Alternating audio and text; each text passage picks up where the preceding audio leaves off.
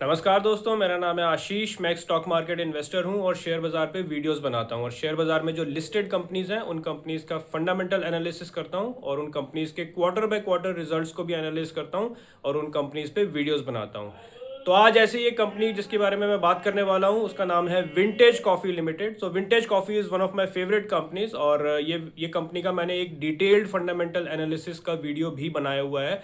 अगर आपने वो वीडियो नहीं देखा है तो लिंक मैंने डिस्क्रिप्शन बॉक्स में डाल दिया है, उस वीडियो को ज़रूर देखें क्योंकि उस वीडियो को देख के ही आपको पता चलेगा कि आखिर ये कंपनी करती क्या है, क्या इसके फंडामेंटल्स हैं, कैसे इसके नंबर्स आ रहे हैं और कंपनी की कैपेक्स वगैरह कंपनी कैसे कर रही है और कैसे कंपनी में फ्यूचर में ग्रोथ आने वाली है। तो वो डिटेल्ड वीडियो आप ज़रूर देखें, उसी से आपको ये सारी डिटेल्स सारी चीज़ें कंपनी के बारे में पता चलेंगी और उसी से आपका इन्वेस्टमेंट का कॉन्फिडेंस बढ़ेगा। अगर आप वाकई में इन्वेस्ट किए हुए हैं, ऑलरेडी किया हुआ है इन्वेस्ट, या अगर आप इन्वेस्ट करने को देख रहे हैं तो वो डिटेल्ड वीडियो आप एक बार ज़रूर देखें।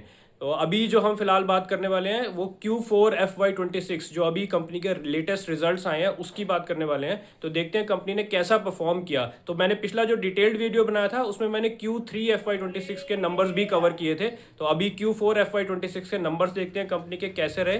तो वो नंबर्स कंपनी के बहुत अच्छे आए हैं। अगर हम रेवेन्यू में देखें तो रेवेन्यू की ग्रोथ रही है 57% YOY, year on year revenue की ग्रोथ 57% रही है। तो बहुत हाई ग्रोथ फेज में ये कंपनी अभी चल रही है। और इसका ऑपरेटिंग प्रॉफिट अगर देखें तो 68% से ग्रो किया है। तो यहाँ पे कंपनी को ऑपरेटिंग लेवरेज भी मिला है। तो 68% से इसका ऑपरेटिंग प्रॉफिट ग्रो किया है और पैट अगर देखें प्रॉफिट आफ्टर टैक्स तो 34% से ग्रो किया है।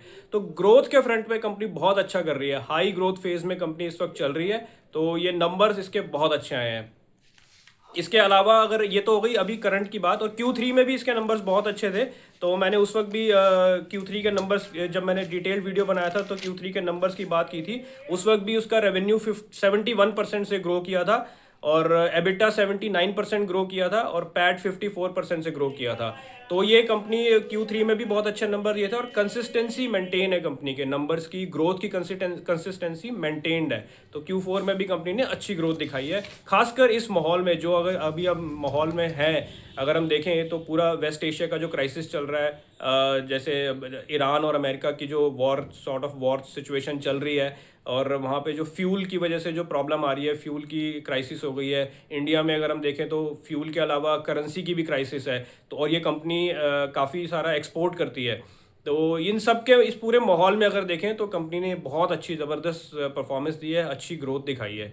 तो ये नंबर्स तो कंपनी के बहुत अच्छे हैं। तो आगे देखते हैं कि कंपनी फ्यूचर में कैसा करने वाली है, क्योंकि आपको इन्वेस्ट अगर करना है, ऑलरेडी किया हुआ है और बने रहना है एज एन इन्वेस्टर, तो हमें फ्यूचर आउटलुक जानना बहुत ज़रूरी है कि कंपनी फ्यूचर में क्या करने वाली है। ये तो अभी के नंबर्स हो गए टिल मार्च 2026 तक कंपनी ने कैसा किया है। तो फ्यूचर में देखते हैं। तो अभी कंपनी की जो पहले एक कैपेसिटी चल रही थी, कंपनी के पहले प्रोडक्ट्स की बात कर लेते हैं जस्ट, अगर एक as a reminder. Company mainly 3 products बनाती है, एक स्प्रे ड्राइड कॉफ़ी, एक एग्लोमरेटेड कॉफ़ी।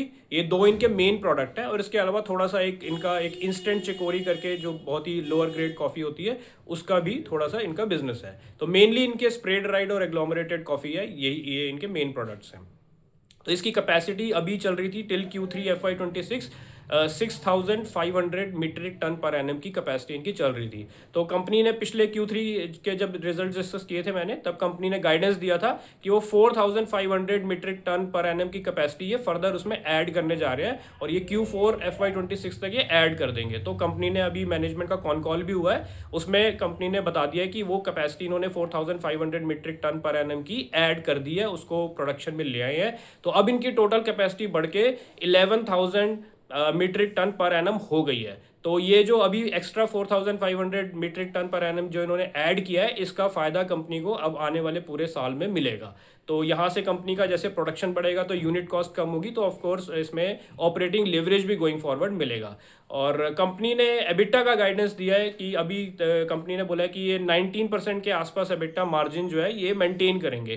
तो ये मार्जिन इनका अभी भी इतना ही चल रहा है। तो कंपनी ने बोला है कि केपेक्स से कोई कम नहीं होने वाला, ये मार्जिन इनका मेंटेन रहेगा। इनफैक्ट गोइंग फॉरवर्ड अगर थोड़ा सा और आगे का आउटलुक लें तो वो एबिटा मार्जिन ये इंक्रीज होंगे। उसको इंक्रीज कैसे होंगे, इंक्रीज होने के कंपनी ने बोला है कि जैसे ये कंपनी पहले शुरू में अगर देखें तो ये सिर्फ बल्क कॉफ़ी सीधा बेच देते थे कस्टमर को, जो भी इनके कस्टमर्स थे। लेकिन फिर इन्होंने शुरू किया एक पैकेज करके उसी कॉफ़ी को कस्टमर के लिए, कस्टमर के बिहाफ पे पैकेज करके बेचना शुरू किया। तो कॉफ़ी पैक्स जिसको ये बोलते हैं, तो पैकेज करके जब ऑब्वियसली कस्टमर के बिहाफ पे ये उसके लिए पैक पैक करके देंगे तो उसमें ये मार्जिन ज़्यादा लेंगे। तो वहाँ वहाँ वो जो पैकिंग वाला जो इनका कंट्रीब्यूशन है, वो जो कंपोनेंट है, वो ये इंक्रीज़ करने वाले हैं। तो जो अभी इनका जो अब ये बेचते हैं, बल्क में भी बेचते हैं और पैक करके भी बेचते हैं। तो ये पैकिंग वाला जो इनका जो कंट्रीब्यूशन है उसको ये इंक्रीज़ करने वाले हैं।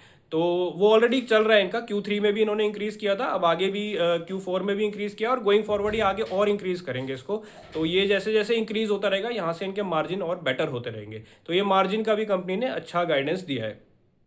इसके अलावा अगर देखें तो कंपनी ने देखिए, ये तो बात हो गई। अभी हमने देखा कि FY27 में इस कंपनी की ग्रोथ कहाँ से आएगी। जो नई कैपेसिटी इन्होंने ऐड किया अभी रिसेंटली मार्च 26 में, वहाँ से आएगी। और ये पैकिंग का जो कंट्रीब्यूशन है वो इंक्रीज़ करेंगे, वहाँ से मार्जिन थोड़े और बेटर होंगे। तो ये FY27। इससे आगे भी कंपनी ने गाइडेंस दिया है कि FY28 यानी कि जो 2027 में ये फ्रीज ड्राइड कॉफ़ी, तो अभी तक इनके जो दो मेन प्रोडक्ट थे, स्प्रे ड्राइड और एग्लोमरेटेड कॉफ़ी, अब ये फ्रीज ड्राइड कॉफ़ी में भी एंटर करने वाले हैं।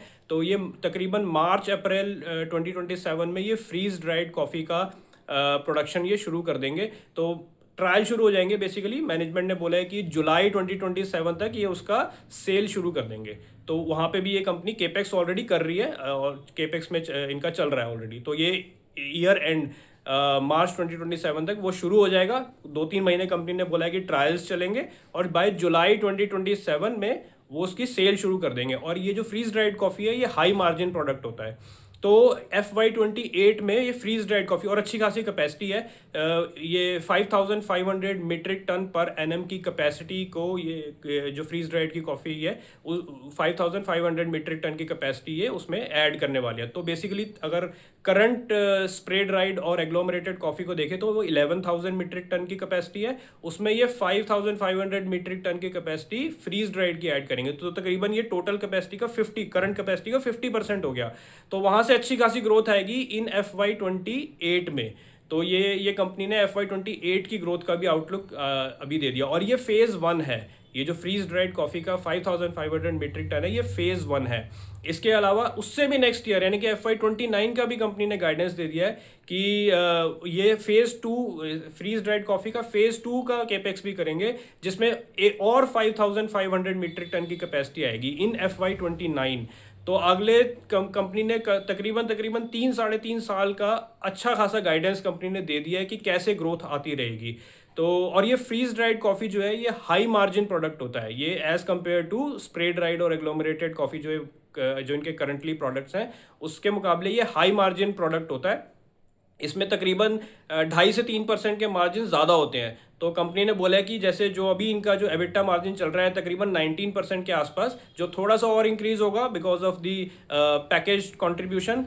और उसके बाद जब ये फ्रीज ड्राइड की इनकी फैसिलिटी लाइव हो जाएगी तो ये मार्जिन और इंक्रीज होगा, तकरीबन 22% के आसपास इनका एबिटा मार्जिन ये चले जाएगा। तो ये कंपनी ने मार्जिन का अच्छा गाइडेंस दिया है और कंपनी ने ग्रोथ का भी अच्छा गाइडेंस दिया है और ऑपरेटिंग लेवरेज भी कंपनी को मिलता रहेगा। ऑफ कोर्स जब मार्जिन हाई मार्जिन प्रोडक्ट, ये high margin value added product जब कंपनी ऐड करेगी नेक्स्ट ईयर, तो वहाँ से ऑपरेटिंग लेवरेज भी कंपनी को मिलता रहेगा।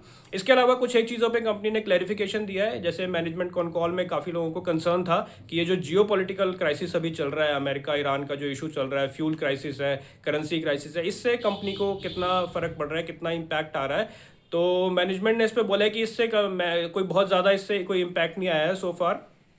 और कंपनी जो अपना फोकस कर रही है, वो अपना जो प्रोडक्ट सेल करने का फोकस कर रही है वो कर रही है north America, south America, European union, south east Asia. तो इन जगहों पे कंपनी अपना फोकस कर रही है। तो कोई बहुत ज़्यादा कंपनी को ट्रांसपोर्टेशन को लेके या इन सब चीज़ों को लेके बहुत ज़्यादा अभी तक कोई इम्पैक्ट नहीं है। तो ये भी एक कंपनी के लिए अच्छी चीज़ है।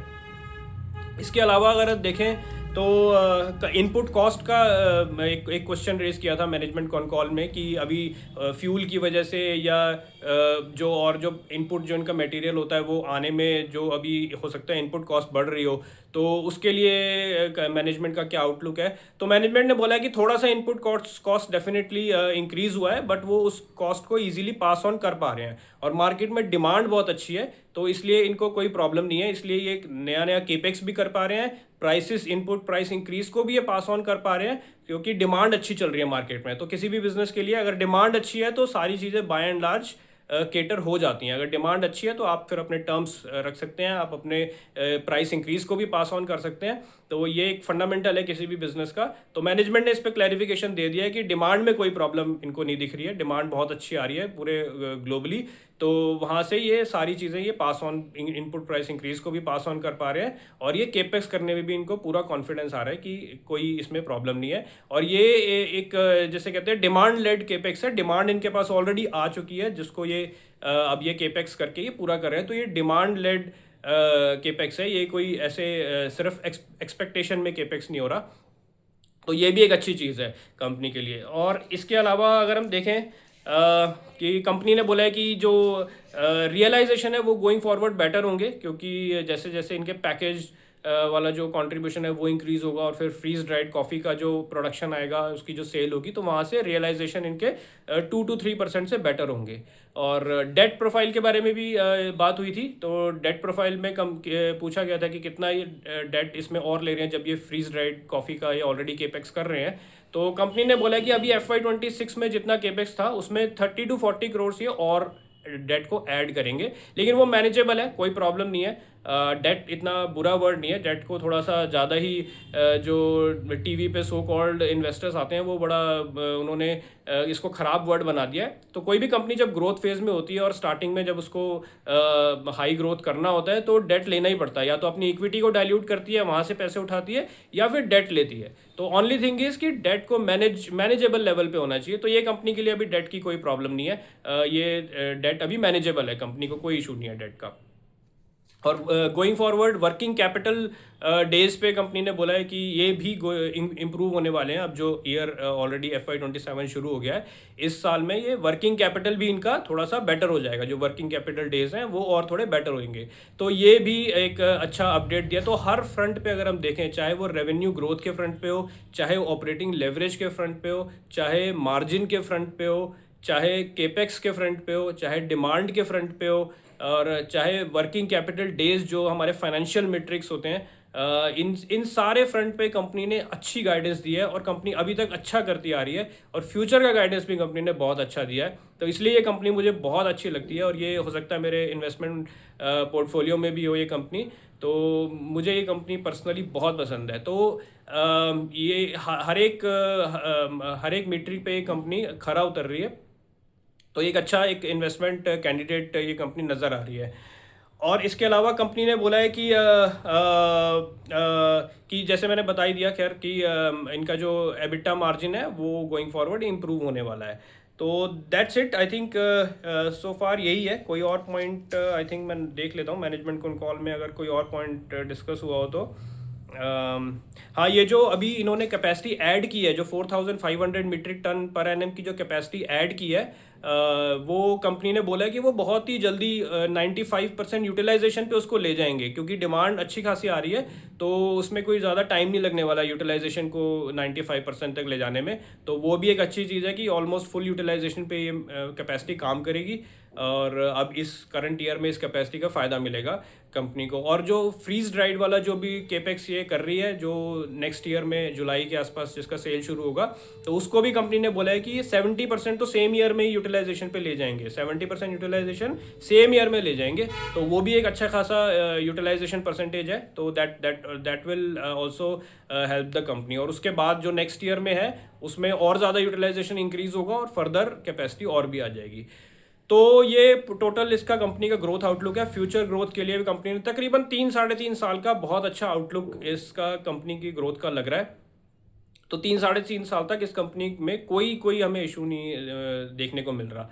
तो अगर फिर भी इसको क्वार्टर ऑन क्वार्टर इसको ज़रूर ट्रैक करेंगे, देखेंगे कि मैनेजमेंट ने जो भी गाइडेंस दिया है उसको मैनेजमेंट मीट कर रही है या नहीं कर रही। सो फार मैनेजमेंट ने बहुत अच्छा मीट किया है, और उम्मीद है कि गोइंग फॉरवर्ड भी इसको कंपनी मीट करती रहेगी। और मैनेजमेंट ने भी पूरा कॉन्फिडेंस दिखाया है। देखिए, जब आप कॉन कॉल को सुनते हैं तो एक मैनेजमेंट की टोन भी पता चलती है, मैनेजमेंट का कॉन्फिडेंस पता चलता है। तो वो कॉन्फिडेंस इस मैनेजमेंट का मुझे बहुत क्लियरली सुनाई दे रहा था कि management was very confident. In fact एक किसी एनालिस्ट ने पूछा भी था कि आपकी टोन बड़ी कॉन्फिडेंट लग रही है, तो मैनेजमेंट ने उसको बिल्कुल क्लैरिफाई किया था कि हाँ हम पूरा कॉन्फिडेंट हैं, क्योंकि मार्केट में जिस तरह का ग्रोथ है और जिस तरह से हम अपने केपेक्स में प्रोग्रेस कर रहे हैं, तो वो कॉन्फिडेंस ऑफ कोर्स है हमें। तो ये बहुत ही अच्छी चीज़ है। तो मैनेजमेंट की कई बार आपको टोन, उसके वर्ड्स, उसके स्टेटमेंट से पता चल जाता है कि देखिए कोई भी डायरेक्टली आके, बहुत कम कंपनीज बोलती हैं कि नहीं हम अच्छा नहीं कर रहे हैं, या हम अच्छा नहीं कर पाएंगे, या हम इसको मीट नहीं कर पाएंगे। लेकिन टोन से, वर्ड्स से, जिस तरह के स्टेटमेंट्स कंपनी यूज़ करती है, जो मैनेजमेंट यूज़ करती है, उससे कई बार आपको अंदाज़ा लग जाता है, पता चल जाता है। तो ये टोन, स्टेटमेंट्स और ये कंपनी का बहुत, मैनेजमेंट का बहुत पॉजिटिव सुनाई दे रहा था। तो that is again very good for the company. तो जैसा कि मैंने पहले भी बोला कि अगर आपने डिटेल्ड वीडियो नहीं देखा है तो आपको एज एन इन्वेस्टर कॉन्फिडेंस नहीं आएगा। तो तब आपको क्या होगा कि जैसे ही मार्केट में थोड़ी वोलेटिलिटी आएगी, शेयर प्राइस 10% ऊपर, 10% नीचे जाएगा, तो आप बेच के निकल जाएंगे, क्योंकि आपको फ्यूचर आउटलुक नहीं पता होगा, क्योंकि आपको डिटेल्ड कंपनी का फंडामेंटल पता नहीं होगा। तो एक एज एन इन्वेस्टर, अगर आप सीरियस इन्वेस्टर हैं तो आपको डिटेल्ड वीडियो मेरा ज़रूर देखना चाहिए, और तभी आपको पता चलेगा कि आखिर मैनेजमेंट ये कर क्या रही है और क्या इस कंपनी में हो रहा है। पूरा डिटेल आपको तब पता चलेगा, तभी आपको कॉन्फिडेंस आएगा। तो शेयर सिर्फ नाम सुन के उसको खरीद लेना बहुत आसान है, लेकिन उस शेयर में पैसे बना के निकलना बहुत मुश्किल होता है, क्योंकि उसके लिए आपको टिके रहना पड़ता है। मार्केट की जो वोलेटिलिटी होती है ना, ऊपर नीचे 10%, ये किसी भी एक रिटेल इन्वेस्टर को टिकने नहीं देती। तो आपको अगर उसमें टिके रहना है तो आपको पूरा फंडामेंटल पता होना चाहिए कंपनी का। तो इसके लिए आपको ये वीडियो, डिटेल्ड वीडियो देखना बहुत ज़रूरी है। मैं फिर से बता रहा हूँ कि लिंक मैंने डिस्क्रिप्शन बॉक्स में डाल दिया है, आप मेरा डिटेल्ड वीडियो उसको ज़रूर देखें, और तभी आपको एक कॉन्फिडेंस आएगा कि कैसे आप 3 साल तक, 3.5 साल तक, जब तक इसकी ग्रोथ अच्छी और सारे मेट्रिक्स बरकरार रहेंगे, तो आपको 3 साल तक, 3.5 साल तक इसमें टिके रहना पड़ेगा, तभी पैसे बनेंगे। तो वो टिके रहने के लिए आपको वोलेटिलिटी, मार्केट तो कांस्टेंट नहीं रहेगा 3 साल तक, मार्केट कभी ऊपर जाएगा, कभी नीचे जाएगा। तो वो वोलेटिलिटी में आप बेच के ना निकले, उसके लिए आपको पूरा फंडामेंटल पता होना चाहिए, तभी आपको वो कॉन्फिडेंस आएगा। तो मेरी रिक्वेस्ट है कि आप वो डिटेल्ड वीडियो ज़रूर देखें, लिंक डिस्क्रिप्शन बॉक्स में दिया है मैंने। और ये कंपनी का टोटल ग्रोथ आउटलुक था, टोटल जो Q4 FY26 के नंबर्स थे, और फ्यूचर का ग्रोथ आउटलुक था। तो इन वीडियोस के थ्रू मैं आपकी सिर्फ हेल्प करना चाह रहा हूँ, कि ताकि आपको एज एन इन्वेस्टर, आपको एक सिंप्लीफाइड लैंग्वेज में एक अच्छी तरह से पूरा मैनेजमेंट का आउटलुक पता चले, पूरा कंपनी के फंडामेंटल्स पता चले, ताकि आपकी एज एन इन्वेस्टर हेल्प हो। तो अगर आपको ये वीडियो अच्छा लगा तो आप लाइक करें, शेयर करें, सब्सक्राइब करें, और आप कमेंट्स में ज़रूर लिख के बताएं कि ये वीडियो आपको कैसा लगा। आप इसी कंपनी के बारे में कुछ और भी जानना चाहते हैं, जो आपके माइंड में शायद हो सकता है कोई क्वेश्चन हो, या फिर किसी और कंपनी के बारे में जानना चाहते हैं, शेयर बाज़ार से रिलेटेड किसी भी टॉपिक के बारे में आप जानना चाहते हैं, आप चाहते हैं कि मैं वीडियो बनाऊं, तो आप कमेंट्स में लिख के ज़रूर बताएं, and I will see your comments, I will address your comments. मैं उस पर वीडियोज़ ज़रूर बनाऊँगा। और आज के लिए इतना ही। Thank you.